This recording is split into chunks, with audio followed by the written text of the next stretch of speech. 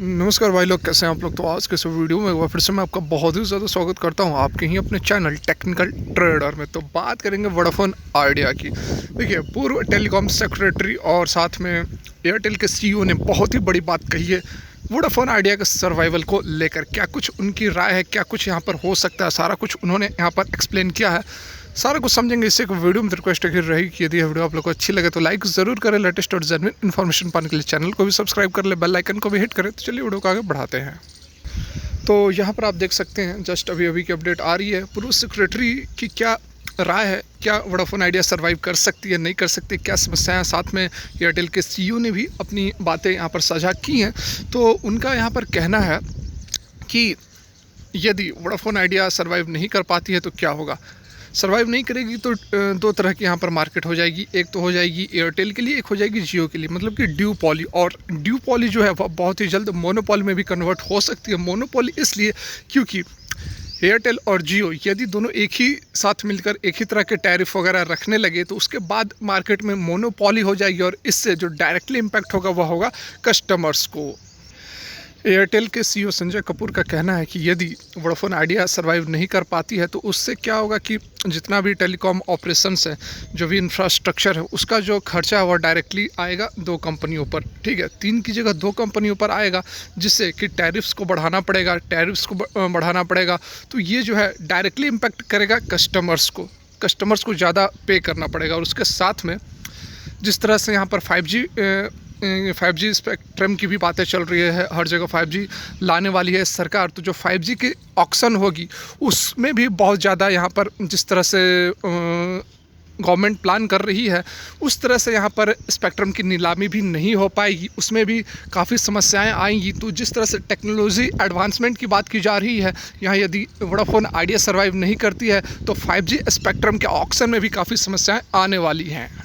वहीं वीआई के डाई होने के बाद बहुत बड़ा यहाँ पर जो समस्या निकल कर आएगी वो होगी बैंकिंग इंस्टीट्यूशंस के लिए, फाइनेंशियल इंस्टीट्यूशंस के लिए, जिन्होंने बहुत ही मोटा कर्ज देकर रखा हुआ है वोडाफोन आइडिया के लिए। केवल यही नहीं, जैसे यदि सर्वाइव नहीं करती है, यदि एग्जांपल एज्यूम किया जा रहा है कि यहाँ पर क्या क्या कंडीशन, क्या क्या सिनेरियो हो सकते हैं। यदि वोडाफोन आइडिया सर्वाइव नहीं करती है तो इतने जो बैंक्स हैं जिन्होंने हज़ारों करोड़ रुपए वोडाफोन आइडिया को दिए हुए हैं, उन्हें क्या मिलेगा। बहुत ही मोटा यहाँ पर हेयर कट लगाना पड़ेगा। मतलब कि यदि येस बैंक की बात कर ले, 4000 करोड़ उन्होंने दिया है तो उनको क्या मिलेगा, 30 मतलब 70% हेयर कट लगाने के बाद 30% 25% के आसपास केवल अमाउंट मिलेगा।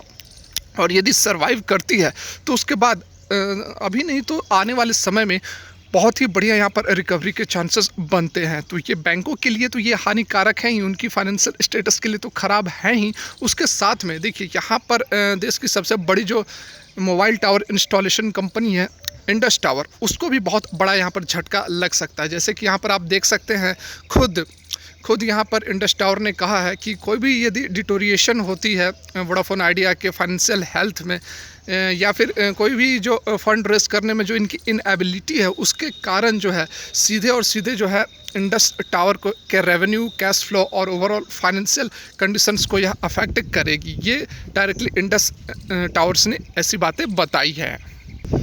उसके साथ यदि वोडाफोन आइडिया बंद हो जाती है तो यहाँ पर उसके जो कस्टमर्स हैं, 27 करोड़ के आसपास के उसके जो कस्टमर्स हैं, उसको ना तो यहाँ पर रिलायंस ले सकती है, ना ही एयरटेल ले सकती है। क्योंकि इतनी बड़ी इंफ्रास्ट्रक्चर जो 27 करोड़ यूज़र्स को, कस्टमर बेस को ले सके, फ़िलहाल काफ़ी समस्याएं आने वाली है इतने बड़े एक्सपोजर, इतने बड़े कस्टमर बेस को अपने अंदर लेने के लिए। ठीक है, तो देखिए, इसके बाद पूर्व सेक्रेटरी ने ये बातें भी बताई हैं कि जैसे कि के.एम. बिरला ने जो लेटर लिखा था कैबिनेट सेक्रेटरी को, उसमें उन्होंने 3 बातें बताई थी। मतलब जो 3 समस्याएं आ रही है वोडाफोन आइडिया को, उसके बारे में उन्होंने बताया था। एक तो थी कि जो AGR ड्यूज़ है उस पर आप कुछ चेंजिंग करें। दूसरी थी जो स्पेक्ट्रम यूजेस चार्जेस हैं उस पर जो है मॉरेटोरियम को बढ़ाया जाए। उसके साथ में फ्लोर प्राइस की भी बात की गई थी। ये 3 बातें कही गई थी के.एम. बिरला की तरफ से कैबिनेट सेक्रेटरी को कि इन 3 फैक्टर्स पर आप कंसिडर करें तभी कुछ हो सकता है। तो इस पर पूर्व सेक्रेटरी ने कहा कि जो AGR ड्यूज़ की यदि बात करें तो यहाँ पर गवर्नमेंट के पास बहुत अधिक ऑप्शंस नहीं बचते हैं, क्योंकि क्योंकि ये सारा जो मामला है सुप्रीम कोर्ट में, और सुप्रीम कोर्ट ने इसको मना कर दिया है, तो फिर गवर्नमेंट ऑफ इंडिया के पास बहुत सारे ऑप्शंस नहीं बचते। दूसरी जो बात थी वह थी आपको स्पेक्ट्रम यूजेज चार्ज के ऊपर मोरेटोरियम को बढ़ाने की। तो इस पर भी उन्होंने कहा कि ये जो पैरामीटर होता है वो ऑलरेडी ऑपरेटर्स के द्वारा टर्म एंड कंडीशन शुरू में ही तय किए जाते हैं, और केवल पर्टिकुलरली एक ऑपरेटर को इस तरह से बेनिफिट पहुंचाना इम्पॉसिबल है। खुद कैबिनेट सेक्रेटरी ने ये बातें बताई है। उसके साथ में जो थर्ड ऑप्शन है कि फ्लोर प्राइस को कम किया जाए, फिक्स किया जाए, सॉरी कम नहीं, फिक्स किया जाए। फ्लोर प्राइस मतलब होता है कि मिनिमम जो आपको रेट्स, जो भी टेलीकॉम ऑपरेटर है, मिनिमम टैरिफ्स वगैरह जो रेट्स, कॉलिंग रेट्स या फिर डाटा जो रेट्स होती है, मिनिमम सेट करना, उससे नीचे नहीं वह ऑपरेटर ले सकती है। तो ये होती है फ्लोर प्राइस। तो इस पर कुछ बातें बन सकती है, लेकिन ओवरऑल यहाँ पर समस्याएं बहुत ही विकट नज़र आ रही है। ये सारी जो बातें हैं ये खुद एक तो एयरटेल के जो सीईओ हैं संजय कपूर, उन्होंने, और उसके साथ में पूर्व सेक्रेटरी आर चंद्रशेखर, इन दोनों का मानना यही है कि समस्याएं जो हैं इतनी भी जितनी दिख रही हैं कि जस्ट गवर्नमेंट के हाथ में सारा गेम है और गवर्नमेंट चाहेगी तो तुरंत सारा कुछ ठीक कर देगी।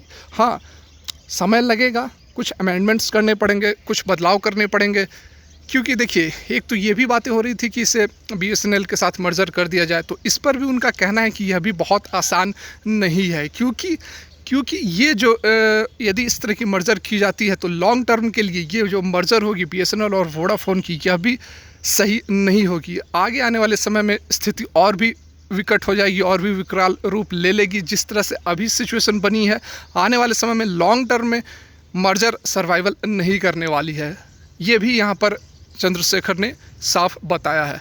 तो देखिए किस तरह की बातें निकल कर आती है, क्या होता है क्या नहीं होता है, लेकिन जो खबरें निकल कर आ रही है मार्केट में उसे मैं आप लोग तक पहुंचाने की कोशिश कर रहा हूं। वीडियो अच्छी लगी तो लाइक ज़रूर करें, लेटेस्ट और जेन्युइन इन्फॉर्मेशन पाने के लिए चैनल को भी सब्सक्राइब कर ले, बेल आइकन को भी हिट करें। वीडियो देखने के लिए बहुत बहुत धन्यवाद।